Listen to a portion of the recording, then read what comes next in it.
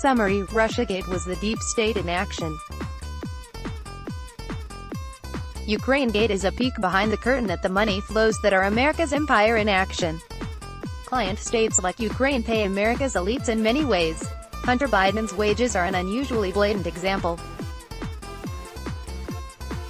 Now the Democrats must decide if they will destroy Joe Biden to get Trump. I would say, follow the money, Earl, because that's where it's going to be. Henry Peterson testifying at 1974 Senate Judiciary Committee hearings on the nomination of Earl J. Silbert to be United States Attorney. Will the Democrats bite the impeachment apple? Photo 32,256,970 Copyright and at Nifel, Dreamstime.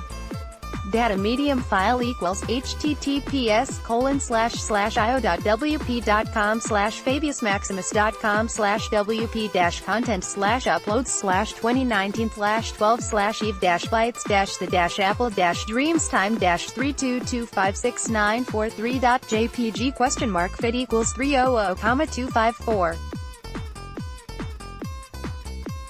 The End of Biden's Candidacy by William S. Lind. Why is House Speaker Nancy Pelosi delaying the transmittal of the articles of impeachment to the Senate? Because she and other Democrats know a Senate trial of President Trump could mean the end of the Democrats' strongest presidential candidate, Joe Biden's, quest for the White House. If Republican senators show a bit of courage and a modicum of brains, they will turn Trump's trial into a trial of Joe Biden. Why? Because if President Trump's request to the President of Ukraine to investigate the Bidens were based on a genuinely corrupt relationship between Joe Biden, his son, and a Ukrainian gas company, then President Trump was only doing his duty in making the request. It isn't simply a matter of corruption in Ukraine, it would mean corruption in the Obama White House. And corruption in the White House, in a recent presidential administration, is something the American people should know about, especially when the person at the head of the corruption ladder is now a candidate for president.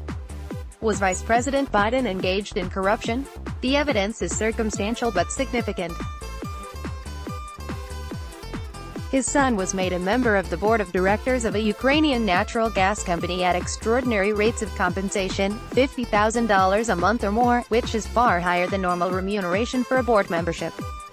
He was given the position despite having no background in or, presumably, knowledge of the oil and gas industry.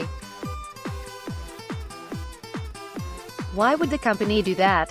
There is only one possible answer, because they thought it would buy them access to the Obama administration, at a very high level. Did it? What we know is that when the chief prosecutor of Ukraine showed indications he might investigate the gas company for corruption, Vice President Biden demanded the president of Ukraine fire the prosecutor. More, he threatened to withhold U.S. aid for Ukraine until he did so. How do we know that? Because Biden later bragged about it in a session that was videotaped and we have the tape. Moreover, unlike President Trump's request to the current president of Ukraine to investigate Biden's role, Biden's demand was met and the prosecutor was fired.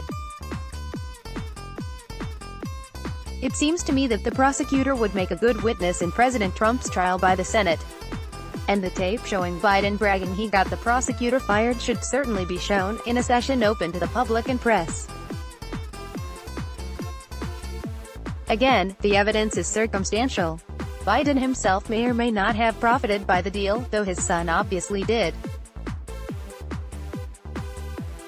Joe Biden's mind may be too pure for the thought of nepotism ever to have crossed it. His son may have brought unrecognized qualities to the gas company's board, say, a particular grace in ass-kissing, always useful in business.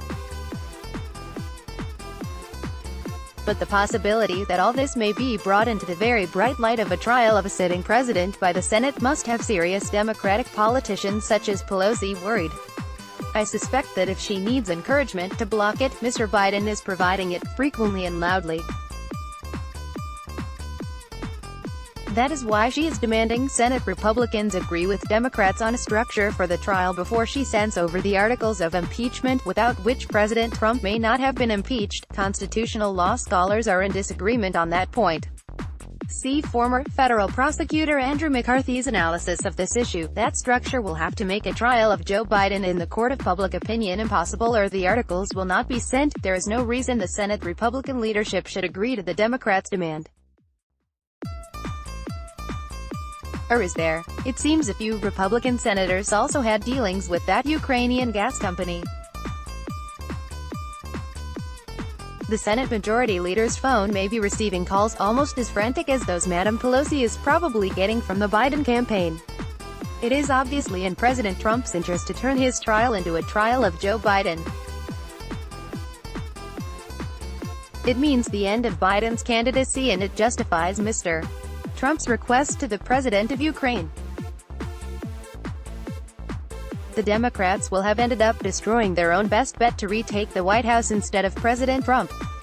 All it takes for this story to unfold is some brains and some guts on the part of the Senate Republican leadership.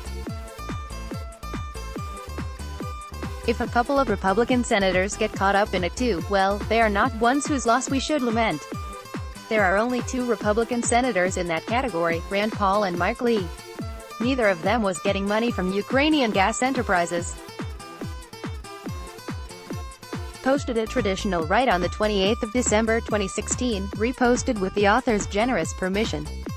Biden boasting about his intervention in Ukraine. See former VP Joe Biden's comments at the Council on Foreign Relations on the 23rd of January 2018.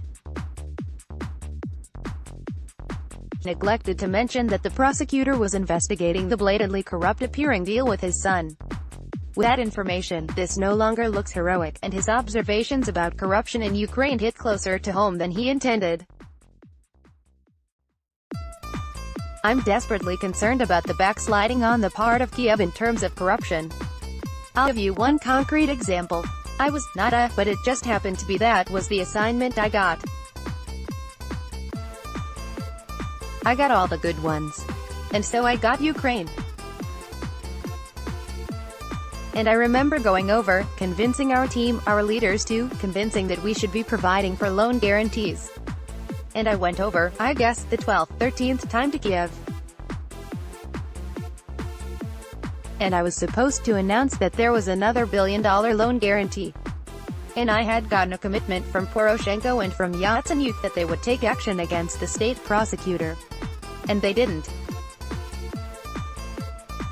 So they said they had. They were walking out to a press conference. I said, nah, I'm not going to, or, we're not going to give you the $1 billion. They said, you have no authority. You're not the president. The president said, I said, call him. Laughter, I said, I'm telling you, you're not getting the $1 billion. I said, you're not getting the $1 billion. I'm going to be leaving here in, I think it was about 6 hours. I looked at them and said, I'm leaving in 6 hours. If the prosecutor is not fired, you're not getting the money. Well, son of a bitch. Laughter. He got fired. And they put in place someone who was solid at the time. About the author William S. Lind is director of the American Conservative Center for Public Transportation. He has a master's degree in history from Princeton University in 1971. He worked as a legislative aide for armed services for Senator Robert Taft Jr. of Ohio from 1973 to 1976, and held a similar position with Senator Gary Hart of Colorado from 1977 to 1986. See his bio at Wikipedia. William Lind, data medium file equals https://i1.wp.com/wp-content/uploads/2017/11/william-lind.jpg fit equals 200,250. Lind is author of The Maneuver Warfare Handbook, 1985, co-author with Gary Hart of America Can Win, The Case for Military Reform, 1986, and co-author with William H. Marshner of Cultural Conservatism, Toward a New National Agenda, 1987. Most importantly, he is one of the co-authors of Into the Fourth Generation, the October 1989 article in the Marine Corps Gazette describing fourth-generation warfare. He's perhaps best known for his articles about the Long War, now published as On War, the collected columns of William S. Lynn 2003-2009. See his other articles about a broad range of subjects. His posts at Traditional Right. His articles about geopolitics at The American Conservative. His articles about transportation at The American Conservative. For more information for ideas how to spend your holiday cash, see my recommended books and films at Amazon. Also, see a story about our future, Ultraviolence, Tales from Venus. Best analysis I have seen of the charges against Trump. The articles of impeachment are very weak by former federal prosecutor Andrew McCarthy. Please like us on Facebook and follow us on Twitter. Also see all posts about UkraineGate, about campaign 2020, and especially these posts, the amazing Trump-Ukraine whistleblower story in a nutshell. See behind the impeachment stories to learn about America. Welcome to Third World America. Stand by for a coup. The deep state emerges. This will change America forever. UkraineGate is logic, perhaps destiny, at work. New books to help us better understand these events. Ball of Collusion, The Plot to Rig an Election and Destroy a Presidency by Andrew McCarthy, published on the 13th of August 2019. Hating Why Today's Media Makes Us Despise One Another by Matt Taibbi, published the 8th of October 2019.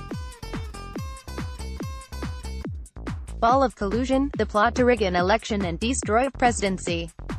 Data medium file equals https://io.wp.com/wp-content/uploads/2019/08/ball-of-confusion.jpg $200,300.